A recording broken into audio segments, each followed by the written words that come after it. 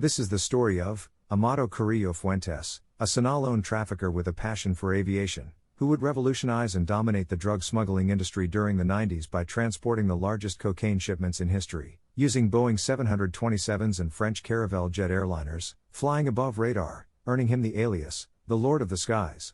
He amassed a net worth of $25 billion worth of businesses and properties, ultimately leaving it all behind when he died during a botched plastic surgery and liposuction.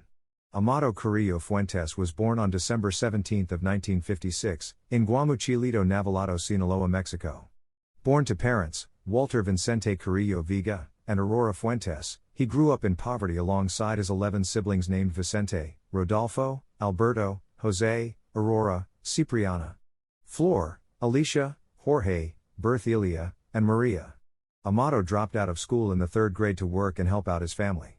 At the age of 12, Carrillo left his hometown of Guamuchilito and told his family that he will be back when he was rich, a promise that he would ultimately keep. He quickly went to work for his uncle, Ernesto Fonseca Carrillo, one of the founders of the Guadalajara cartel. Amado Carrillo's job was to take care of his uncle's marijuana fields. The young Amado showed obedience, loyalty, discipline and discretion, when it came down to fulfilling his uncle's orders. Ernesto Fonseca later sent Amado Carrillo to Ojinaga, Chihuahua, to work with his associate, Pablo Acosta Villarreal. While working in Ojinaga, Amado Carrillo also worked in the DFS, Federal Security Directorate, for 2 years. He ended up obtaining his pilot's license while working for the corrupt DFS. After he left the DFS, he went back to Ojinaga, and began flying drugs into the United States himself and would even be Miguel Angel Felix Gallardo's private pilot for some time. Carrillo would end up working with Pablo Acosta for 10 years. First as his assistant and later as his second in command. On April 24, of 1987, in the town of Santa Elena, Pablo Acosta was shot to death by Mexican police and the FBI in a cross-border raid. Amado Carrillo assumed control of the Ojinaga Plaza, in what later became the Juarez cartel. In the 80s, a former DFS officer directed operations in the Juarez Plaza. His name was Rafael Aguilar Guajardo, and later the press identified him as the owner of Premier, an exclusive nightclub in the city of Mexico, whose property he shared with the businessman Gerardo Terraces. Terraces began doing business with Amado Carrillo, which in turn led to Rafael Aguilar Guajardo doing business together in Juarez. 2 years after Pablo Acosta's death, Amado's brother, Cipriano, took his life under suspicious circumstances.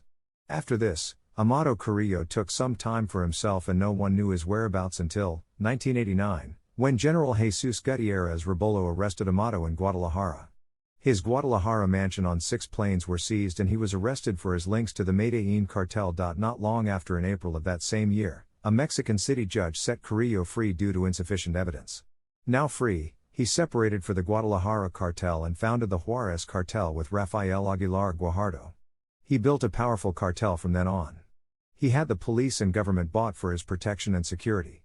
He even bribed General Jesus Rebollo, who had arrested him months prior. Amado Carrillo would give General Rebollo intel on rival cartels to be arrested or even killed. This way he could wage a war and take anyone's territory. According to the DEA, the Juarez cartel was generating $200 million a week from trafficking cocaine and heroin. Amado Carrillo was a known womanizer who liked to drink alcohol and do cocaine, and at the same time he was a generous person. In his hometown of Guamuchilito, he built a church, a garden, a school, paved roads, and provided other services.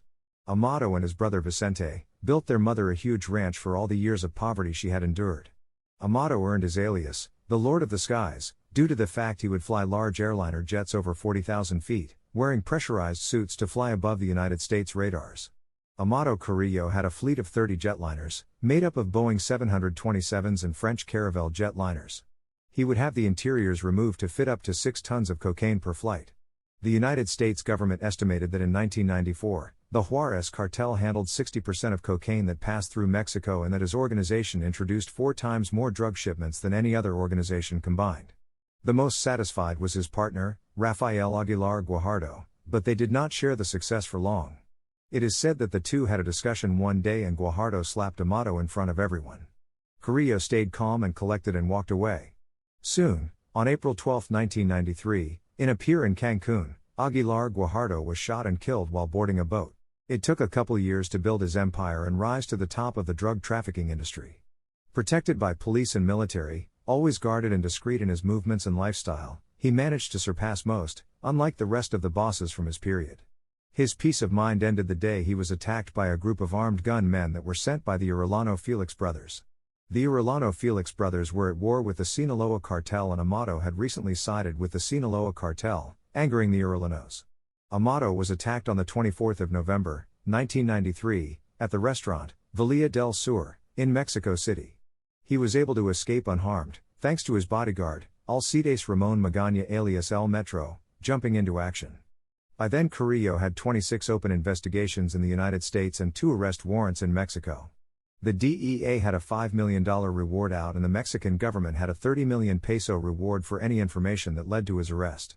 Carrillo continued to live his life traveling to different countries and enjoying his wealth, that is until February 6, 1997.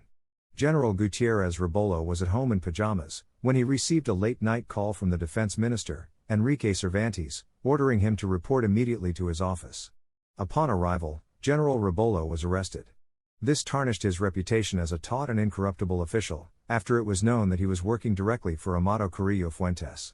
This arrest caused an uproar and embarrassment for the Mexican government and complicated their relations with the United States. All this came to light due to a reporter of a small newspaper by the name of Zeta.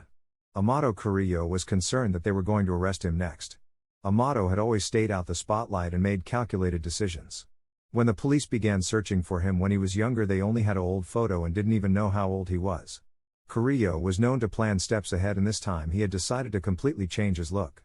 He had previously had minor plastic surgery multiple times to stay unrecognizable, but this time he would massively change his appearance and disappear. He knew they didn't have a lot of pictures of him and decided to use this to his advantage. He visited his dead daughter's grave and gave family members and his ex-wife large amounts of money, before his planned disappearance. On July 3 of 1997, Amado Carrillo Fuentes underwent an extensive facial reconstruction surgery and a liposuction. The operation lasted 8.5 hours, ultimately ending his life. After the operation was completed, nurses moved Amado to a recovery room to rest. On the morning of July 4, a nurse was making rounds when she found Amado Carrillo deceased in bed. His death was declared at 6 in the morning on July 4, 1997, in room 407 of the Santa Monica Hospital, in Mexico City. Quickly rumors spread that he faked his death and went into hiding. To counter the rumors, the authorities released images of Amado's corpse. Carrillo's cousin fueled these rumors at his funeral when he said, "Amado is fine. He is alive."